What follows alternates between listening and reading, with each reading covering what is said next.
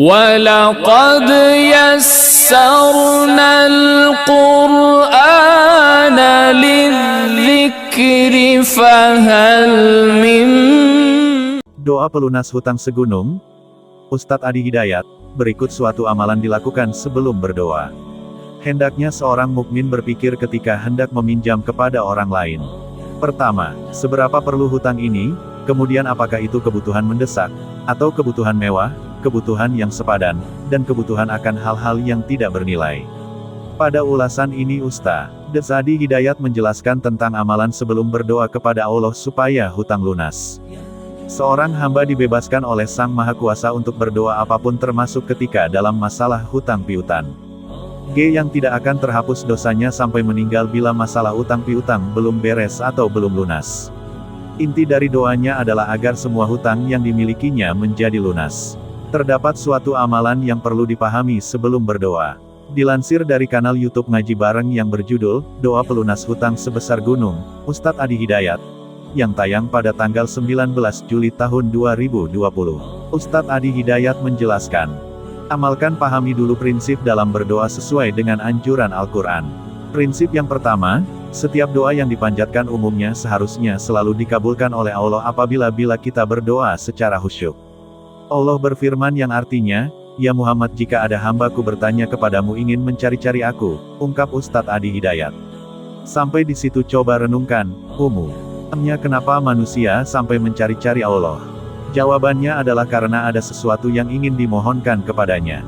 Sayangnya banyak orang yang ketika tidak sedang butuh lupa kepada Allah, namun membutuhkannya, semisal ketika terjerat utang piutang pasti segera mencari Sang Pencipta atau mendekatkan kepada Allah. Ustadz Adi Hidayat menjelaskan, orang yang mencari-cari Allah untuk meminta berdoa itu bukan hanya dilakukan oleh masyarakat zaman sekarang. Melainkan sejak dahulu pun orang juga sudah melakukannya dan memang sampai kapanpun orang butuh dengan Allah subhanallahwata Allah. Cara mencarinya pun beragam. Mulai dari sholat tahajudnya rajin, rutin baca Al-Quran, sebab begitu inginnya mencari Allah. Jadi tidak mungkin ada orang yang tidak mempunyai kebutuhan dan tidak berdoa dengan Sang Maha Kuasa, ungkap Ustadz Adi Hidayat. Sekuat apapun seseorang entah itu secara fisik, mental, psikologi, dan semacamnya tetap pasti akan meminta pertolongan kepada Allah. Karena itu Allah akan sangat marah jika ada seseorang yang tidak mau berdoa kepadanya. Sungguh orang yang sombong tidak mau berdoa kepadanya, ujar Ustadz Adi Hidayat. Oleh Allah telah disiapkan untuknya neraka. Spesial tempat dia pulang yaitu jahanam, ungkap Ustadz Adi Hidayat. Artinya ciri-ciri orang yang dicintai oleh Allah diantaranya adalah orang yang banyak memohon kepada Allah, jelas Ustadz Adi Hidayat. Kita amalkan dahulu rasa memohon kepada Allah yang begitu dalam tanpa ada perasaan sombong di dalam hati. Supaya dicintai oleh Allah, dengan begitu apapun doa bisa terkabulkan sekalipun itu diras. Sulit bagi seorang hamba seperti utang yang langsung dibayar lunas. Berikut amalan dan doa menghadapi kesulitan membayar hutang. Doa ini cukup familiar dan banyak dibaca oleh imam ketika zikir setelah salat.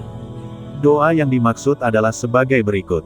Allahumma ikfina bihalalika an haramika wa bifatlika aman siwaka. Ya Allah, cukupkanlah aku dengan rezekimu yang halal, hingga aku terhindar dari yang haram. Perkayalah aku dengan kenikmatanmu, hingga aku tidak meminta kepada selainmu. Masya Allah, ini doa yang riwayatnya jelas, maka insya Allah Allah akan membebaskan dari hutang. Bagi yang bekerja insya Allah akan diberikan rezeki terbaik dari kerjanya, ungkap Ustadz Adi Hidayat.